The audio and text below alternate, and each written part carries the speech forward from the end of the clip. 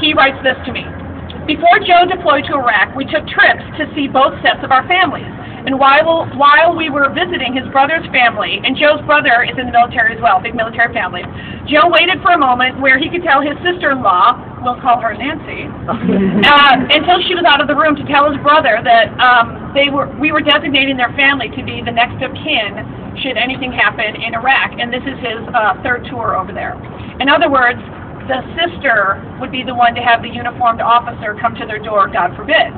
And so the sister had 24 years as an Army wife, and she had heard these discussions, and they just made a very brief mention of it.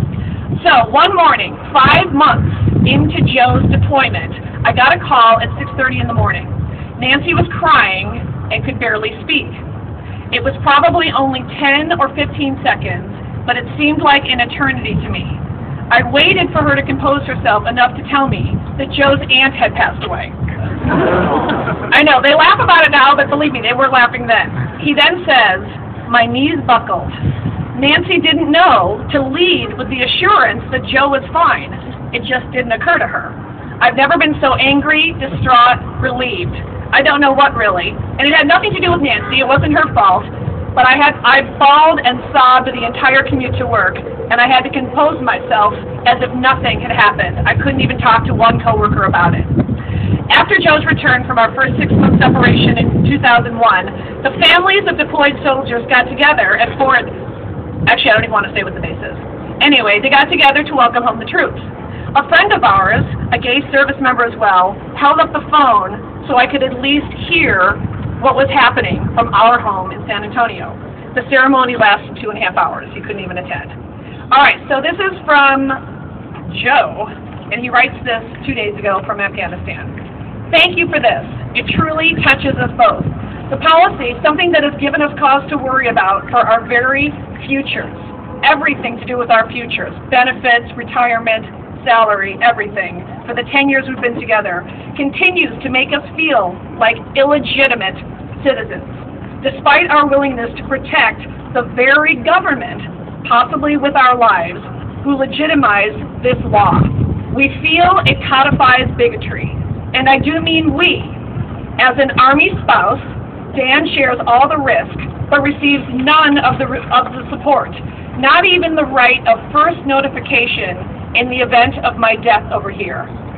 To be sure, I'm fully comfortable with you mentioning that you have a friend currently serving in Afghanistan on his 3rd deployment who tells you that things have indeed changed for the better, but as long as this law remains on the books, there is not only the fear of being caught and losing everything, but the shame of living counter to what I know are the military's core values of living an ethical and honest life. So that guy's a little more articulate than I am. So it's interesting to then go to this hearing, and I have to tell you, before the election, I mean, it's fun to make fun of Palin, but I was one of those people that, even though I voted for Obama, I always kind of respected McCain until this morning. I was so disappointed and let down by this man that I thought at least was intelligent, had obviously served the military with honor, questioning the man and woman who stood before him, who had been dishonorably discharged, separated, whatever they call it, and accusing them of lying, exaggerating. And there's a question he kept asking them over and over. And he was so condescending in his tone, it surprised me. He kept saying to them, wasn't don't ask, don't tell a policy in place when you joined? And they both said yes. And he said, did you not understand it? And he kept saying over and over, are you telling me that as a graduate of this school or that school that you actually didn't understand it? And both of them seemed a little caught off guard, and they said, well, one guy said, actually, we didn't understand it. It was pretty vague when it was first stated.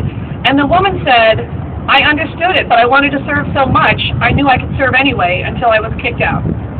So that was a shame. Oh, and then Saxby Chambliss was there. He was super crazy. So, yeah, that was really fun. So since I've never been to a hearing, I was clapping after people talk because I thought it was like a sloppy show. I thought it was like Mamma Mia, like a show.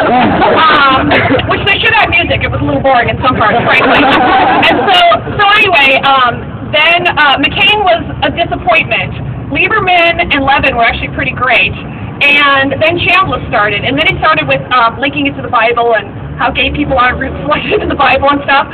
So I did something inappropriate, and I apologize to all the wonderful groups here that I'm representing, and I recommend that they disassociate from me immediately, because I sort of stood up in the front row and said, "Peace out, you cuckoo puff."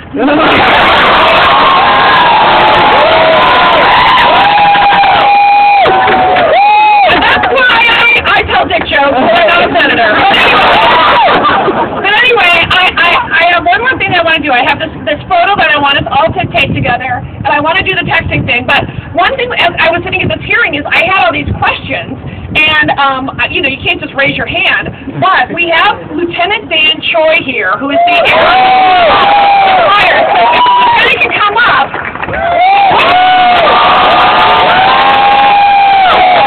I saw him on 60 Minutes. You've seen him, but we didn't really plan this. But honestly, I thought we could just take maybe 3 or 5 questions, because as I was at the hearing, I had questions. People on the other side were saying that being gay in the military was awkward and difficult, that the gays had ulterior motives, etc. So, Lieutenant, how do you respond to people that say that gay people wanting to be honest about who they are, basically meaning not getting fired, have an ulterior motive?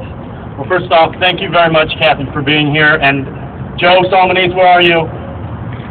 He's down there. We are on the same team, and I want to thank you for standing up for those soldiers that are still serving right now. You're great at telling jokes, but I want to make one thing very clear. This is not a joke. Don't ask, don't tell is not a joking matter.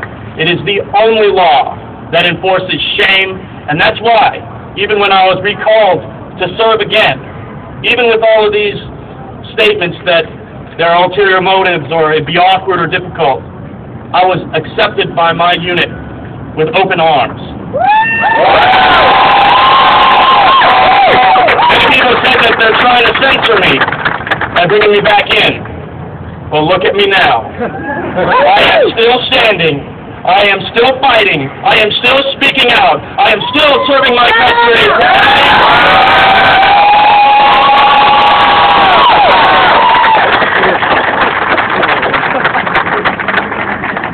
So you know me because I was discharged from the military and I fought it, but for what? Because I refused to lie and I said it out loud. So today I'm here on a mission with all of you, my battle buddies. We're asking you all to join us. We're calling you to action because we're at a turning point.